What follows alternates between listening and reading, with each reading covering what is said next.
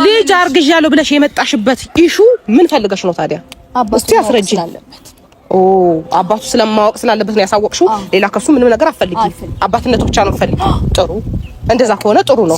ስለዚህ ይረጋጋጣል። መጠየቅ ያለበት እሱ ነው። እሺ አንቺ በእንደዚህ አይነት አግባብ እኔ እጠይቅሻለሁ። ወይ ይሄ ነገር እኔም ብቻ አይደለም ብዙ ሰውን ነው የሚያናጋው። አንቺ አልገባሽም ማለት አይመለከተኝም። ብዙ ሰው ነው የሚያናጋው። ማንንም መናጋት ይችላል። እኔ አይመለከተኝም። አንቺ ስለራስሽ ብቻ ነው የምታስቢው። የኔ ቢዝነስ አይደለም። ስለዚህ አንቺ ለሰው ሲያስብ ሰው ለአንቺ ሲያስብልሽ እሱም አይመለከትሽም። የራስሽን ብቻ ነው የምታስቢው ማለት ነው።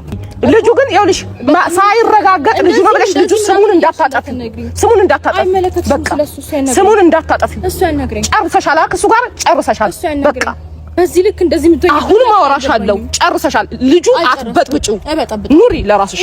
ኧረ እኔ አሁን ለምንድን ነው ለራስሽ ሙዚ በቃ ተረጋጊ እንጂ ምን ሆነሽ? ለራስሽ ኑሪ። ሲጀመር አንቺ ተረጋጊ። ሲጀመር አሁን በቃ ታዩ በከቻች ታዩ አንዴ በቃ አሁን አንቺ ብዙ ለምን ሰላም ሆነ ለምን ወጥቶ ይገባል ምናምን ብሎ ጭርጭር ያደርግሻል እንዴ? እዛ ጋር ደስታ ብለሽ ትቀበያለሽ፣ እዚህ ጋር ደግሞ የሆነ ነገር ታረጋለሽ። ምንድን ነው ስራሽ?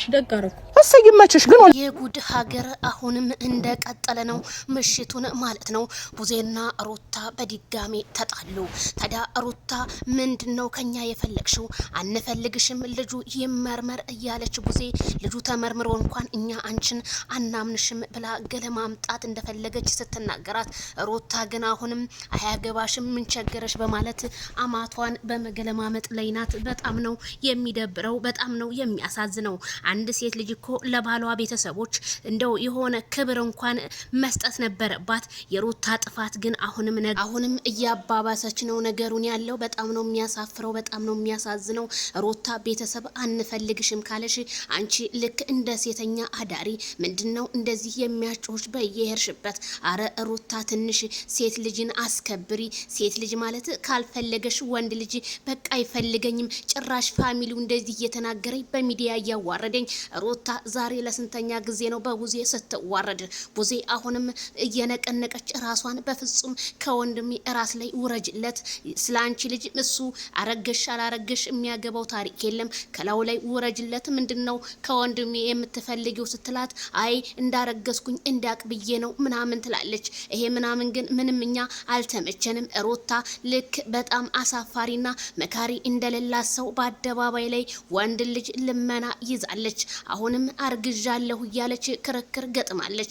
በጣም ነው የሚያሳዝነው። ግን እኔ ሳላደንቅ የማላልፈው ወንድምየው ትግስትህን በቃ መቆጣጠር፣ በጣም ትግስተኛና ጀግና ሰው መሆንህን በዚህ አጋጣሚ አደንቃለሁ። ምክንያቱም ሩታ ትናንትና አልፈልግም ብለሽ እንደዛ ጉራሽን ስትነጂ የነበረ ዛሬ እንዴት እፈልገዋለሁ ብለሽ እንደዚህ ያዙ ይልቀቁት ያለሽ? ቢያንስ እንኳን ሴትነትሽን ማስከበር አለብሽ።